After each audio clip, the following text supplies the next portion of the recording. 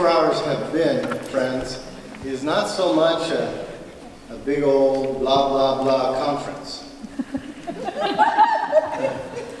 But it has been a little bit like a family meeting.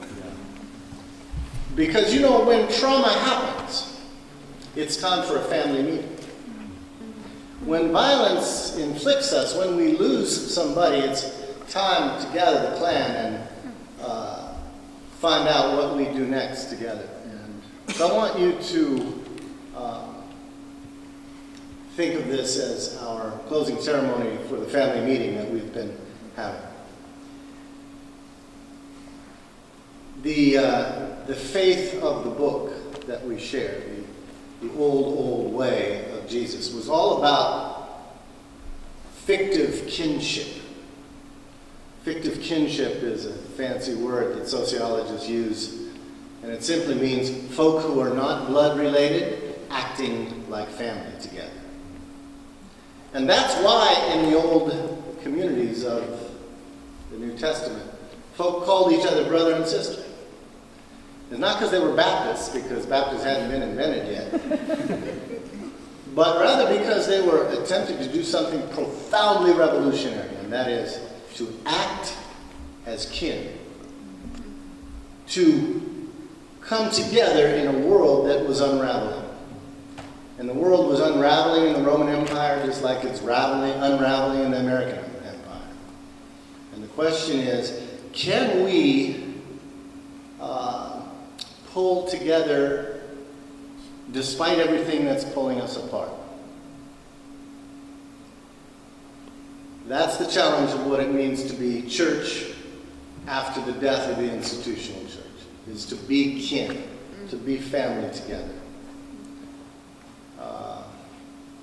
And so what we want to do here is we want to just be family together. This is going to be just a little time to kind of mill around up front here. And it's going to consist of three things. It's going to consist of taking a little time, just observing the gallery so that we can remember, we can look at these words and remember the inspiration of the conversation that we've had over these last 24 hours. We've heard some really inspiring words, not just informative words, they have been that, but inspiring words. And then we have a very simple table of, this is our family ritual. This is our sacrament, our word, and our sacrament. See how we're reinventing what it means to be church?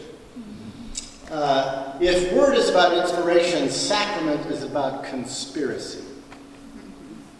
When we participate in these elements, we are making vows to remember and to conspire together to change what's wrong and to heal what's broken. Now, this is a little bit of an unconventional sacrament. Imagine that, unconventional. It involves a few elements here that are basic. First of all, native iri. That's the plural for iris, I think. This is native iris. It's very delicate. It's not like the big pumped up steroid horticulturally engineered irises. These are delicate natives from our garden. They're easily trampled upon. You will never see anything more beautiful than these native irises. So this is to remember the spirit of this place coming up out of the ground. And this is sage, a healing herb, and a word with a double meaning. It's a salvia, also a native plant, but it's also wisdom, right? A sage is one who bears wisdom, and there's a bunch of sages in here. And we are all coming out of this a little more sage. This is salt, appropriately enough, in a seashell. And this is water. and you're asking yourself, how's dude going to pull all this together? Well, we've been talking about remembering, and we've been talking about violation and violence and injustice. We've been talking a whole lot about that. And about the stories that are yet untold, and the wounds that are yet unhealed, and how do we prevent this from happening again, and how can we build a deeper and broader community. In our tradition, in the Gospel according to Mark, Jesus looks out at his disciples and he says, rather mysteriously, as he did, have salt in yourselves and be at peace with one another. Say that with me. Have salt in yourselves and be at peace with one another. I don't know, he said it. It's kind of weird, but it's kind of deep. Mark 9:50. Now, he was drawing on the old tradition of his people, and in part of that tradition, salt was a symbol of covenant making. Salt was a symbol of covenant making.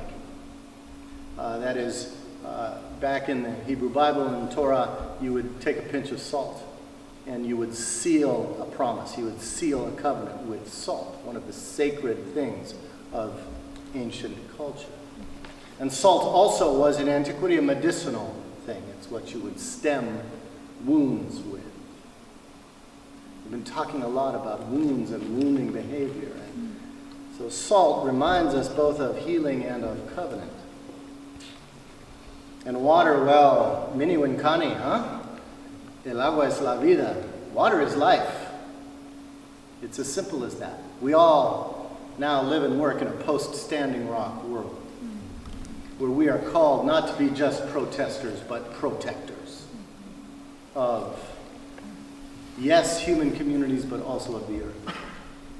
And to pray our way and get in the way of pipelines and gentrification and police brutality and all the things that dehumanize life. Water is life. Well, it was Isaac Denison who pulls all this together for us. Isaac Denison is not a man, but a woman who was writing in the early part of the 20th century under a man's name so she could get published. Danish writer. And she said famously, the cure for anything is salt water. Sweat, tears, or the sea. Salt water.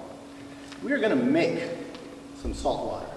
And in so doing, covenant with each other for healing and for a cure to our madness.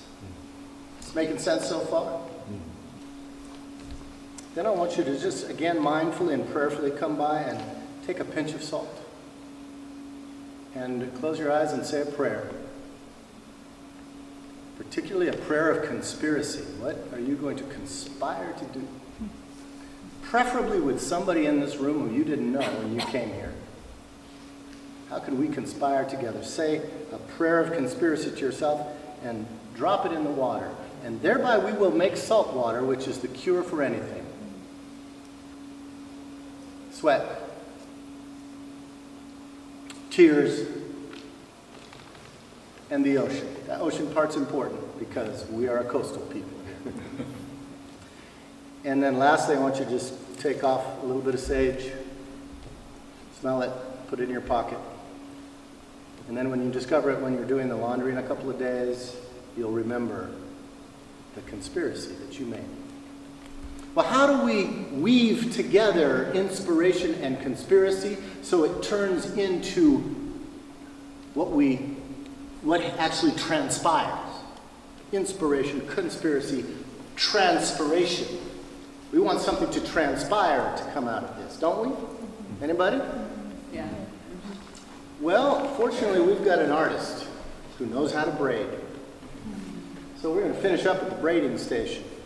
And if you've gotten your scarf, and if you haven't gotten your scarf, you cannot come on that. You've got to go first get your scarf, and then come around and consider the word, consider the sacrament, and then go to the braiding station. And if you know how to braid, then stand there with somebody and do some braiding. And if you don't, like me, know how to braid, but you admire people who can, then maybe one of the women will help us braid. And we will braid together. And that will be our prayer, that something will transpire out of this. And to start this process, I want to invite Elaine, if you would come up and lead us in the third part of your body prayer that we didn't get to last night. Let's just start again like this, gently twisting, allowing your arms and hands to slap gently your stomach and your back. And again, this is so, I hope it feels freeing and opening to you. It is a way to tap the places in our bodies where we store stress, anxiety, negative emotions, pain.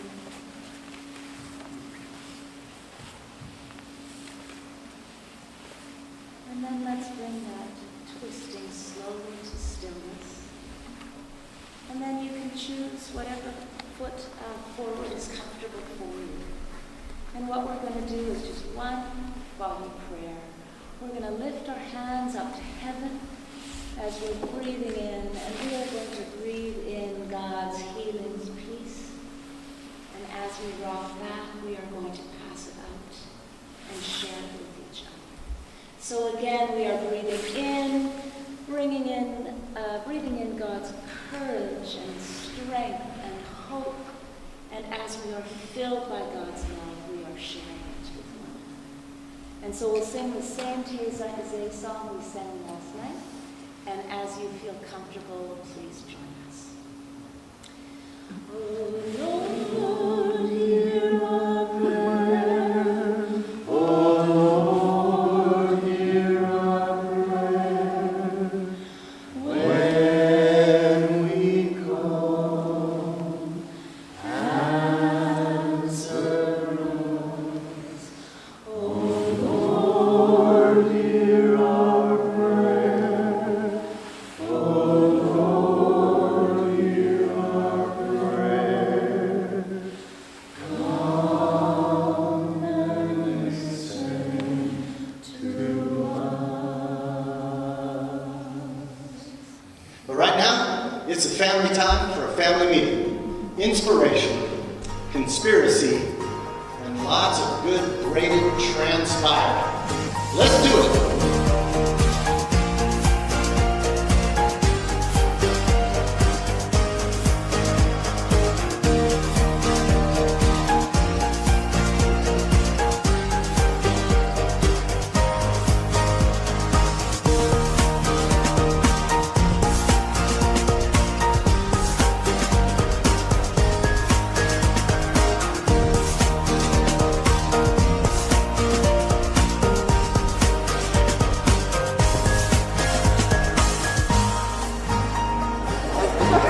I was wearing it. And I thought it looked awesome. It's not bad.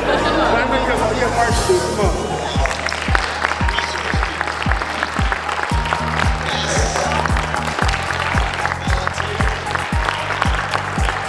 It's above you, below you, it's in front of you, behind of you, it's beside of you, it's in you, below you. 하나님께서 여러분 위에, 아래, 앞에, 뒤에